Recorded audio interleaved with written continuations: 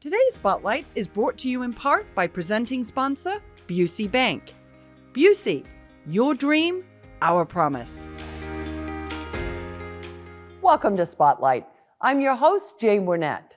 Today I'm joined by three local nonprofits, the Mary Tutor, SamaraCare, and the Naperville Education Foundation, or as we like to call it, the NEF.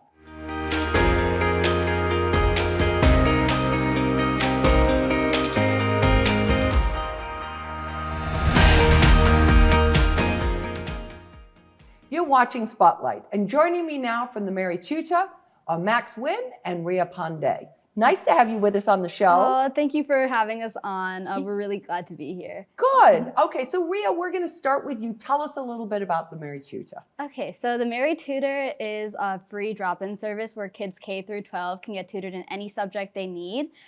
We have all high school students being tutors, and we offer tutoring 4 days a week. No sign up required for any of these sessions, by the way. So we're at the Live Center and online on our Zoom on Wednesdays and Thursdays from 4 p.m. to 6 p.m. and at Nichols Library on Saturdays and Sundays from 1 to 3 p.m. Okay, and so you've got a lot of places and Yeah. a lot of times.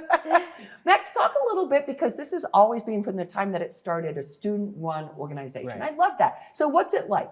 Yeah, so since most of our leadership staff as well as our tutor body is made up of students, high school students like me and Rhea, that makes a really approachable environment for our tutees to come in, learn, and really just enjoy tutoring. Yeah, they probably really connect, right? I mean, Yeah. there's a little bit of all those kids will be looking up to you. Yeah, we're really able to socialize with them well. It's just a really fun experience to be there and just helping kids of our community. Yeah. So talk a little bit about, what level of students usually would you find coming in for the tutoring? Okay, so we actually have like a wide range of students who come in. We do get kindergartners, we do get 12th graders, and it's a huge range. I would say we mostly get middle schoolers though, but we're able to help in any subject. A lot of our tutors have to fulfill a certain math course before they're allowed to tutor, and so that ensures that we're giving high quality help. Okay, so from a standpoint of if I was thinking about, hey, I need some tutoring, it would likely be subject specific, yes? Yeah. And then you're matching to people who have got those levels that you need Yeah. in that particular subject. Yeah, any tutor can hop in and say, oh, I'd love to help out. And our tutors are usually very self-motivated, so that's not a problem. Okay, all right.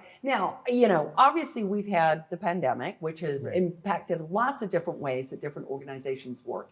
Max, talk a little bit about how that impacted you and what you guys had to do for the Mary Tutor to really sort of pivot in that environment. Yeah, so pre-COVID, we were very in-person, but now since we've had to shift during the pandemic to online, we've moved to Zoom.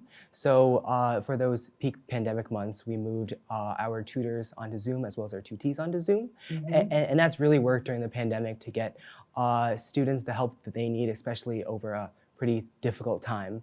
And we've worked to maintain that to the present. So we still have online tutoring available to our tutees, so they can always drop in and get the help they need.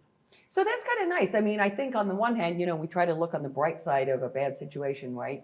You're coming back in person, and we'll talk a little bit more about that in a minute. But that probably opened up, I would think, some avenues that maybe some kids maybe found easier, or maybe even some tutors found easier. Yeah, we definitely have a few regulars who love to come to online tutoring and just learn. And that's really been unlocked through Zoom and through the pandemic, so that has been one upside. Yeah, more options, right? Yeah. Talk a little bit about, you're getting people back in person. I think every business, every organization is. How is that? Okay, so that's actually really interesting. Sometime when everyone was coming back to in-person schools and stuff, we switched to our hybrid model. So if people are feeling comfortable coming in person, then they can come in person. Same with going online. People can still stay online for their accessibility. The thing is, we used to have, in the hybrid situation, that's when we had tutors online and in person. But we really found that driving everyone all the tutors back in person maintains more of a community connection. We still keep online tutoring an option, so all the tutors who are in person can still hop on the Zoom and help anyone coming in online. So we've had a lot more dedicated tutors, even a lot more recently than earlier, and people are really loving coming back in person, and they see the benefits of it. Are there any age requirements when it comes to the tutors? You've got to be in high school, but can you be a tutor at 9th grade, 10th grade? Is there any requirements there? No, not really. You can just be a tutor throughout any high school year. There is a certain math level we would like you to have before being a tutor, but you can still join 9th grade through 12th grade. Okay, and what do you find to be the subject that most kids are looking for support in? I would say math would be the main concept, because a lot of the times math just doesn't click halfway, it clicks immediately, and sometimes students can't really get the additional support and focused help they need in class. So which is really great about the Mary Tutor, because they could just drop in with a few homework questions and just conceptual questions for quick and easy tutoring. Okay, all right. Next, talk a little bit about where you see the Mary Tutor going. It's very impressive to have a student-run organization that has been able to not only get going and up and running, but manage their way through the pandemic, coming out strong. Where do you see it going? Yeah, so currently we operate in the Naperville area as well as we have an Aurora branch. So I would love to have further branches around District 203 and 204 that would definitely help to expand our engagement in our community. And what's, which I think is great, because obviously the need is not just within District 203, right?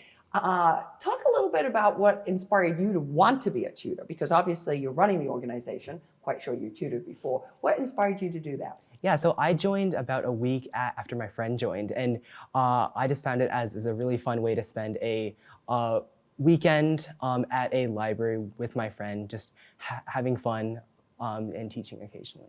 Okay, how about you, Rare? I actually joined during the pandemic, so I was completely online when I joined, and even though there wasn't that in-person connection, I was still able to connect with tutors online and tutees online.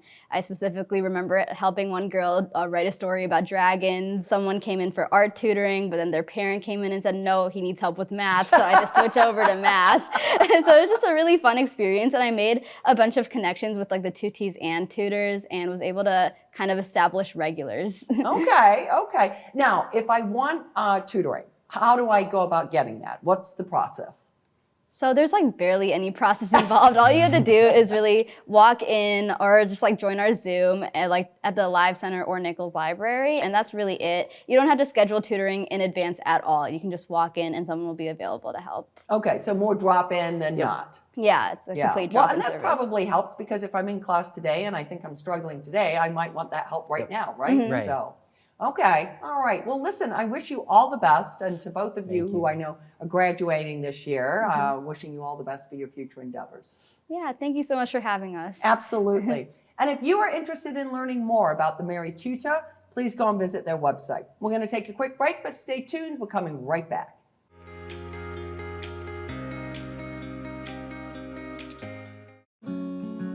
Busey Bank is proud to partner in building business and growing wealth since 1868.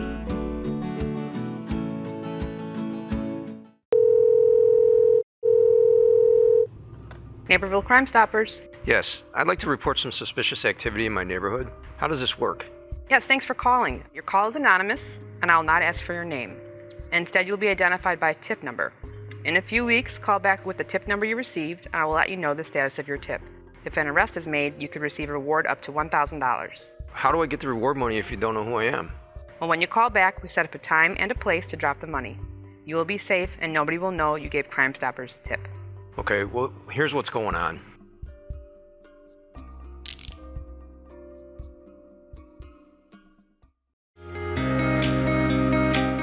If you're just tuning in, you're watching Spotlight.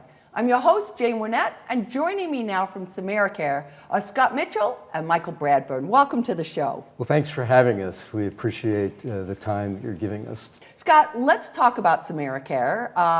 It's been around for a long time, but let's talk about what does it do for the community? What are the services you offer? Well, SamaraCare is a 501c3 not-for-profit, and we provide outpatient counseling, psychotherapy, and psychiatric services to the community.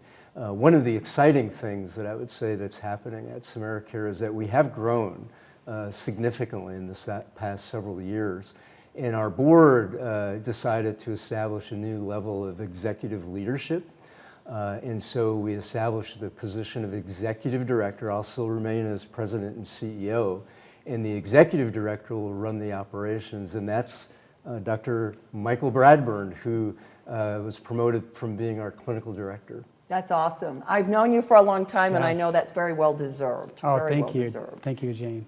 Talk a little bit, if you would, because you've been around, you've seen it. What makes SamaraCare different in the way that it handles mental health? Sure. Well, I'm super excited to be in this new role.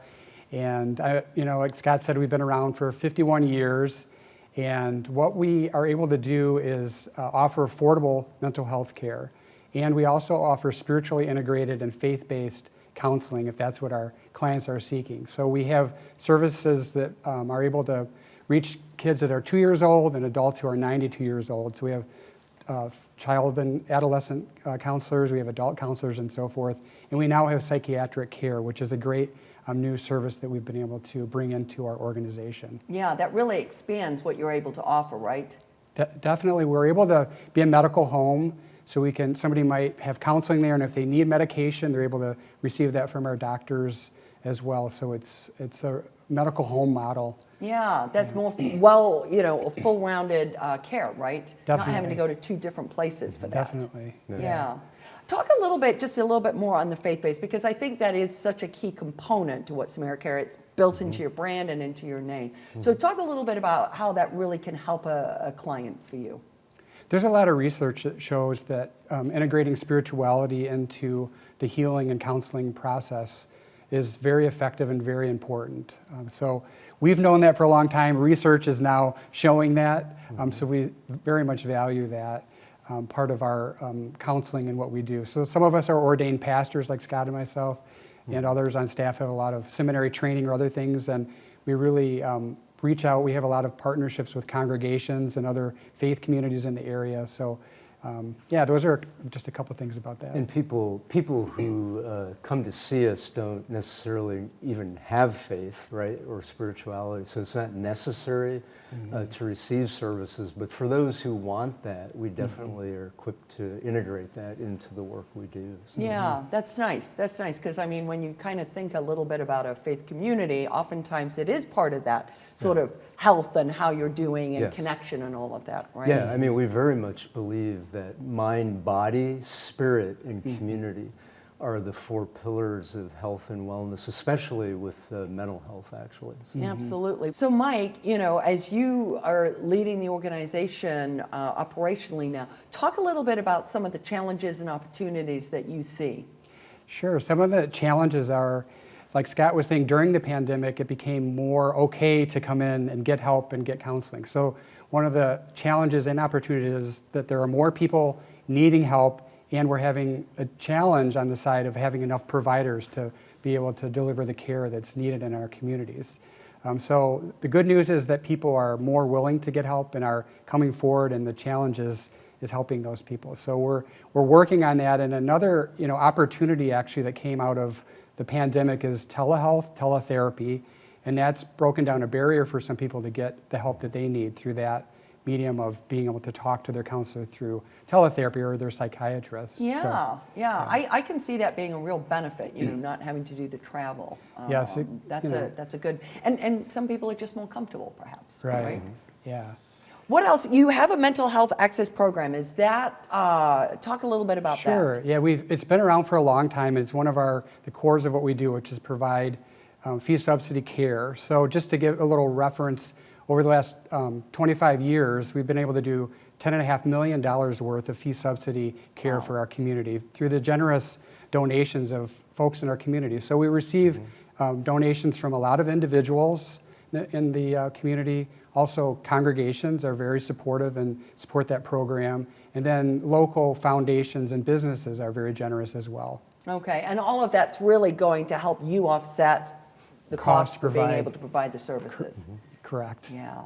Well, listen, congratulations to you. Nice to hear that you're not leaving us yet, Scott, so No, we're happy sure. about that. And we wish you continued good success. You do a great job for us in the community, so choose stronger, right? Yes, thank you. Thank you. To find out more about SamaraCare, please go and visit their website. We're going to take a quick break, but stay tuned. We're coming right back with more Spotlight.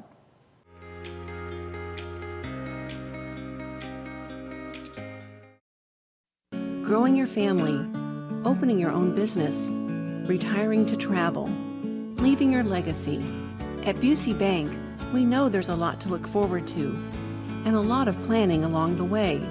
Celebrate your life's milestones by putting your money to work.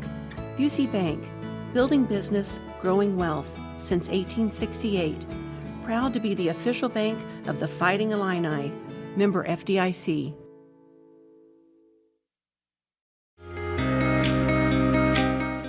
Welcome back to Spotlight. And joining me now from the Naperville Education Foundation, or the NEF for short, are Julie Beehler and Jenny Tang. Welcome to the show.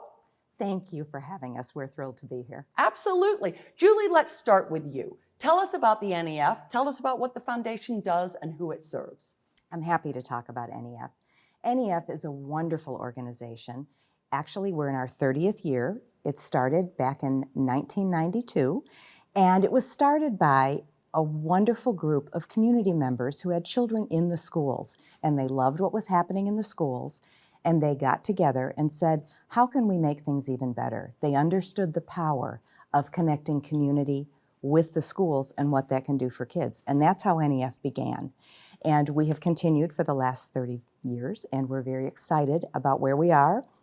We really do a lot of work focusing on making sure that we diminish barriers for children, and we do that through our Kid Booster Anonymous funds and our Kid Booster Crisis Fund that happened during the pandemic. And we also take a look at increasing and encouraging creativity, and we do that through our mini grants and our annual grants. And we also really understand how each school community is its own community, and so we provide some after-school, before-school funding so they can create programs that will really meet the needs of their students in their building. So it's a great organization. It is wonderful. And I think it's important as you talk about that for people to understand that it's beyond what the tax dollars can provide. We're very lucky to be in a district where we have a lot of support, but this really goes above and beyond, right? It really does. Thank you for bringing that up. It is a powerful way to help support the terrific work that the school district does do. Yeah. Now, you've got some exciting new things. Tell us a little bit about what you're working on. Well, we are thrilled to be involved in the district's RISE program.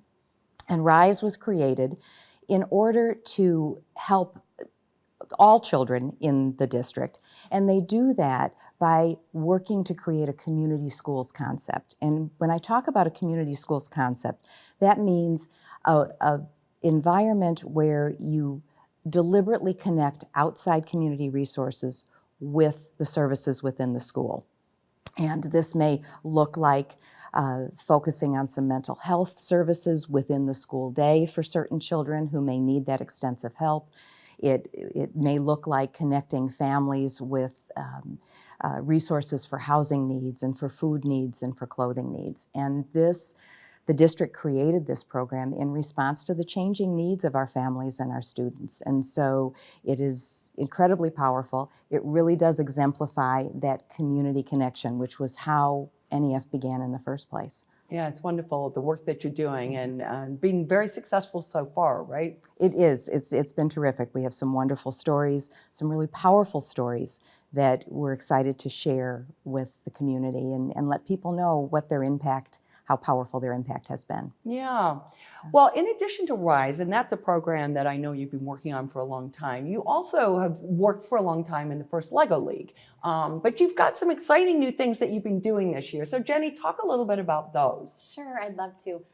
So we have expanded our first LEGO League program this year to 41 school teams. That expands to 14 elementary schools and 5 junior high schools. So we're really excited about that because the first LEGO League program really allows students to think outside the box and have new ways of thinking of things and being creative. It also really helps them learn new computer programming skills And one of the most important things I think that it does is it teaches collaboration, teamwork, and inclusion. I had a parent recently approach me and say that for her son, this has been life-changing because he really wasn't involved in team sports before that, but from this program really got that sense of teamwork with his peers, and they were cheering on each other during the competition. And so it was really an amazing experience, which is great to hear. I think it's just so much fun for these kids. Every year they get to showcase their coding skills and their teamwork building skills at the annual competition that's held in November and December. NEF has invested $132,000 in the first LEGO League program, and we've partnered not only with the district, but our community partner Molex to bring this important programming to our students. Yeah, I was lucky enough a couple of years ago to be at the competition, and you're exactly right. I mean, the energy in the room is incredible, and to see the looks on these kids' faces as they either succeed or not succeed in their little missions. I mean, both. It's a really just a wonderful, wonderful program. So it is, and I just love that for a lot of students, this is kind of their time to be a part of a group and to experience that. Yeah, get to know other people. It's nice to play team sports, no matter what it is. It's a very good developmental part of, I think, growing up. So, Julie, talk a little bit because Building a Passion is right around the corner, your annual fundraising breakfast. So what's new for this year? Oh, we're really excited, of course. We have a wonderful new theme with community involvement, with some very special concepts all about opening doors for learning and opening doors for opportunities. And we will be showcasing some of these wonderful stories like Jenny has just talked about and how powerful that can be. It really does touch your heart when you get to hear about a single child and how that affects how what you've done and how you've helped contribute and structure things helps them shine and have those powerful moments. And that's what we're all about, is really making sure every single child in District 203 has opportunities to really see their own gifts. And for us to be a part of helping 203 reflect that back to them, it's incredibly powerful. And that's why we're here. Yeah, yeah, it's great. It's right on the mission, right? Yeah. Mission central. I love that. Jenny, as we're wrapping up, how can people help you? Talk a little bit about how they can find out more. Sure. So I would first suggest that they go to our website, nef203.org, where you can learn more about our organization and ways to get involved. The first thing I would suggest is coming to our Building a Passion breakfast, which Julie mentioned, and it's sure to be an inspiring event. Also going online and making a monetary donation. Any amount is truly appreciated and makes a big difference. A large amount of our contributions actually come from community members. So whether you have a student maybe that's entering school for the first time or has been there for many years or has graduated, or you're just a community member that wants to give, NEF is just a wonderful way to pay it forward.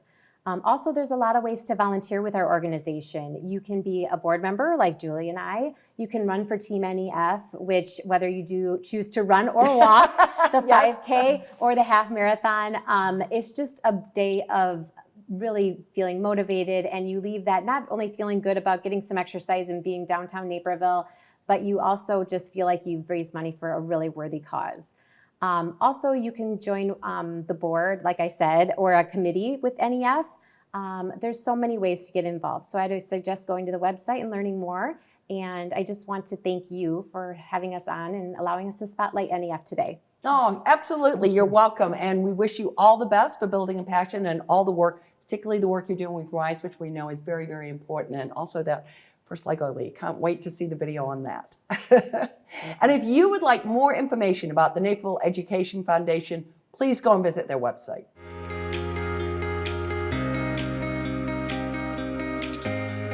I'd like to thank all of my guests for joining us on Spotlight, and our friends at Busey Bank for their generous sponsorship of today's show.